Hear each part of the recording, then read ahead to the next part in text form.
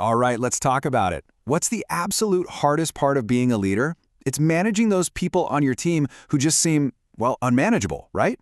We're going to dive into how you can actually handle this. And here's the twist. It's not about changing them, it's about changing the game. So, where are we getting all this from? Well, our guide for this explainer is a really practical set of ideas from business trainer Sergey Anisimov. And believe me, it is just packed with stuff you can actually use, especially if you've ever felt totally drained by those tricky team dynamics. So let me just ask you this, straight up. What is the single most draining part of your job? I mean, really think about it.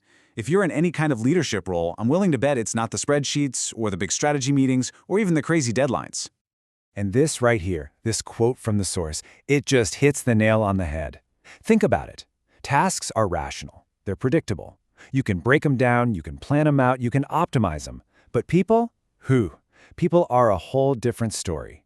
They've got emotions, weird habits, fears, big ambitions. You just can't optimize a person like you can a workflow. And that right there, that brings us to the real management problem, doesn't it? It's that feeling, you know the one I'm talking about, of just hitting a brick wall. And it's not with the work itself. It's with the very people who were supposed to be getting it done. Come on, be honest. Have you ever had this thought pop into your head? Man, if only I had normal people on my team. If everyone was just easy to manage, we could get twice as much done. It's such a common thought, right? But what Anisimov's guide points out is that this is a total illusion. And it's an illusion that's holding you back. Because guess what? The perfect, normal employee, they don't exist. Okay, so if we can't just swap out our team for a bunch of perfect players, what are we supposed to do? Well, here it is. This is the big secret, the core idea. You have to stop trying to change the player and start changing the game. And this slide really breaks down that core mindset shift. I mean, look at the old way. It's just exhausting, isn't it? You're constantly trying to fix people, you're putting on pressure, getting into these endless arguments. It's an emotional drain. But the new way? It's about managing the interaction. You're not a therapist, you're a manager. You set clear rules of engagement, you define the consequences, and you drive real, concrete actions. See the difference? You control the framework, not the personality. All right, enough with the theory. Let's get super practical. Now, Anisimov's guide actually identifies something like 40 different types of difficult people, which is a lot. But for our purposes, we're going to focus on 3 absolute classics, the ones I guarantee you've run into before. Okay, first up, the know-it-all. Oh, you know this person. And let's be clear, this isn't just about someone who's smart. For the know-it-all, their number one goal in any meeting isn't actually to find the best solution for the team. Nope. It's to prove that their solution is the smartest. They just derail everything with endless arguments, constant corrections, and these big theoretical debates that go nowhere. So how in the world do you handle them? The absolute worst thing you can do is get into an argument with them. That's their home turf. They want you to do that. Instead, you use the simple 3-step technique. First, you acknowledge their point. Just a simple, okay, I hear you. That kind of disarms them. Second, you immediately pivot back to the practical result. What do we actually need to get done here? And third, and this is the killer move, you convert their big theory into a concrete commitment with a hard deadline.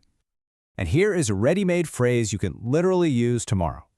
Your position is heard, now we need to define the solution and the deadline. See how powerful that is? It shows you listened, but it firmly yanks the conversation out of the clouds of theory and back down to the ground of action. A know-it-all completely loses their power when the discussion is about concrete commitments, not just who's the smartest. All right, next up, we've got the victim. This is the person who, no matter what you ask, always has a list of reasons why it just can't be done. The timing's wrong, this other department didn't do their part, the software is buggy, the conditions just aren't perfect. All of their energy goes into explaining the problem, not finding a single action to move forward. And the trap here, the thing we all fall into, is trying to solve their problems for them, or arguing, no, it is possible. But that just feeds their narrative. Don't do it. Instead, your job is to cut through all that fog. You shift the conversation to absolute specifics. You help them define one single, tiny, minimal next step. Just one thing.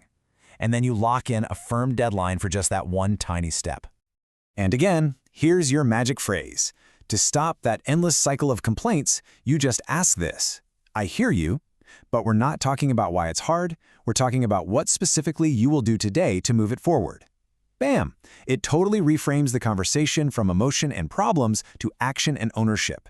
The whole victim thing kind of falls apart when there's no emotional payoff, just a clear expectation to do something. And finally, oh boy, this might be the most frustrating one of all, the saboteur. This is the person who smiles and nods in the meeting. Yep, got it, on it, no problem. They agree to everything. But then, crickets. Nothing happens. Deadlines just whoosh by, emails are missed, and everything just grinds to a halt because of this quiet, passive resistance. Here's the key. Saboteurs live and breathe in ambiguity. That's where they do their work. So your weapon, your kryptonite against them, is radical transparency. So step 1, make every single agreement ridiculously specific. Step 2, don't give them a week to disappear. Set super short check-in cycles. I'm talking a few hours, maybe a day at most. And step 3, you have to be crystal clear about the consequences if they don't follow through. And this phrase is just perfect for that. Okay, just to confirm, I'm documenting the deadline as Monday at 2 p.m. Can you please provide a quick update on your progress in the next 2 hours? There is simply nowhere to hide with a statement like that. It creates the very transparency that a saboteur hates. There's no wiggle room, no misunderstandings, it's clear, it's written down, and there's an immediate follow-up. So, okay, those tactics are great for those specific types, but what about everything else? Well, the good news is, Anisimov's guide also gives us a kind of universal toolkit, an algorithm that works in pretty much any difficult conversation, no matter who you're talking to. It's super simple. It's called the Fact, Goal, Action algorithm. Anytime a conversation starts to get emotional or just goes completely off the rails, you just pull it back to this simple structure. Step 1, fact. What actually happened? No emotion, no interpretation, just the objective fact.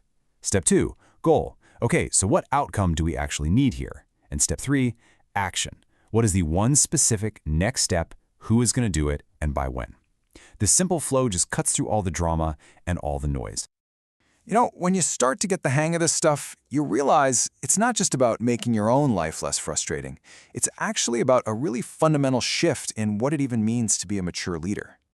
And this, right here, is the biggest takeaway of all. Real mature leadership isn't about this endless, hopeless search for a team of perfect people.